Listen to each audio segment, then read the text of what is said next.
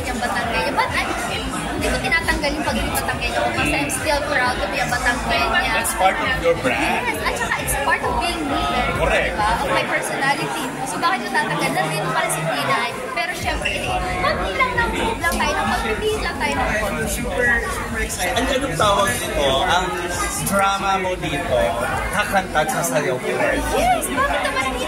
Seryoso yan? Bakit sasayaw ka dito? Hindi lang mag-host? Of course! Siyempre meron din kami mga live performances na, alam niyo yun, nakalala kasi na iba vibe job. But then siyempre, mag-perform din kami kasi siyempre, artist pa rin naman.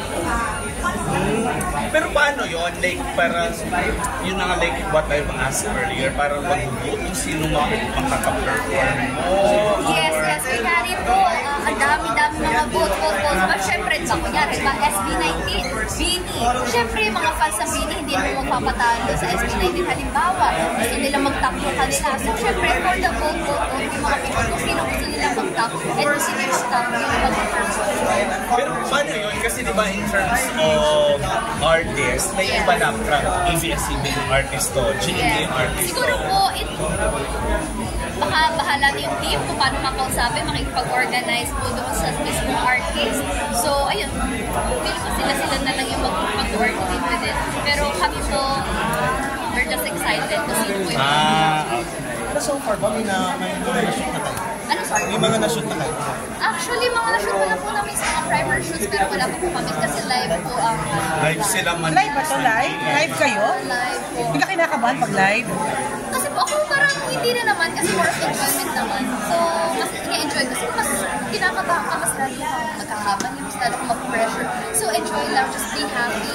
So, ito lang naman po vibe. Handpick ba kayo rito or nag-audition ko lang? Ano, sorry? Nag-handpick ba kayo or nag-audition? Kami po dito naman po ay sinabihan lang ako for this show, which is, we're so grateful na kami po ang napili na nakitaan ng oportunidad para dito, nakitaan ng passion tungkol sa ganitong klase variety show. At pinagkatiwalaan kami kasi syempre ang dami pwede. Iba po. But then kami po yung nabigyan ng responsibility. So kaya sagot ko kanina medyo nakaka-pressure siya, but at the same time sabi ko nga, ito po ay will sa akin ni Lord, binigay ito sa akin. So why not tanggapin mo?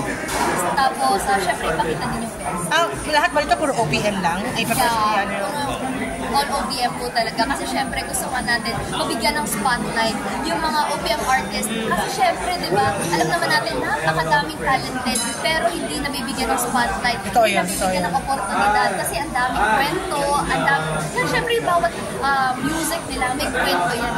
May puso. So why not ipakita natin? So, ba, ever since you joined showbiz, never ka nag-audition. More on handpick na pala. Ay, parang feeling ko kasi gano'n ang nangyayari sa ayun naman po, syempre, enjoy pa gano'n. Pero so far, ng projects mo, di ba? Natutuwa naman ako and grateful po kay Lord na gano'n po yung nangyayari. Pero syempre, ako naman po ay wala din akong problema sa akin. Ako po ay mag-audition kasi isa din po yun sa mga dapat pagdaan. As pero nag-try ka na mag-audition? Sa mga gano'n po, ang audition ko po, for roles? Or for roles? Yan, nakapag-audition ako, oh may corona. Okay. Kasi parang halos lahat, hindi ka upo. Hindi ka naging starlet. Yung mga kinikita mo, anong ginagawa mo? Ako yung mga kinikita ko, hindi syempre for investment po talaga. Mga lupa, ganyan. Kasi more of yun po yung... Lupa? O, nakailang hektarya ka na. 5 hektarya na. Alam nyo, basta, gusto ko na, syempre ayoko na po ilantad yung mga ganun bagay, but then gusto ko lang po i-share na, alam nyo, may nangyayari po sa kinikita, mas maganda po yung ganun. At syempre, business yung coffee shop po namin. What is your reaction lang, no? Tama ba ako, balak nang lagyan ng tax? Tama ba ako?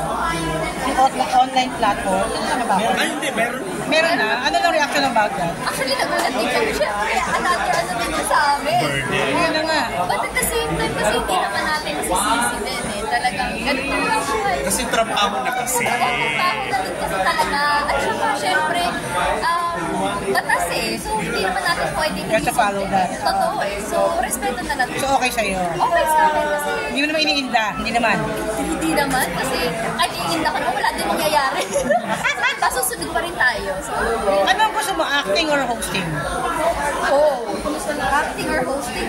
Both eh. Pero somehow kasi yung hosting sa akin, may konti pang ano sa akin eh. Parang dito ko mas ma-develop. Kasi syempre, enjoy rin yung nagpa-practice pa rin ako at kung paano sa hosting. Kasi sa acting, syempre, nag-workshop, ganyan. So, pero for now, siguro mas gugustuhin ko ng hosting side naman siguro. Though, syempre, napapanood yun naman ako sa aking bananin niya. So, pasundot-sundot yung acting. Pero syempre, itong hosting, yeah. Anong araw ka dito, Mars? Saan po? Sa, di ba araw-araw to? Ay, schedule ba May kayo? certain schedule kayo. Wala eh, may rotation lang po. So, wala pa kami certain like... Parang fixed talaga. Ano ka everyday? Anong oras? Everyday po. Ngayon, sa pagkakaalam ko po, parang papatak siya ng bandang 6 p.m. to 7 something. So, wala pang sure na. So, balitaan namin kayo. Kaya follow kayo sa 5PH. Maraming salamat, sir. Congrats, Mars.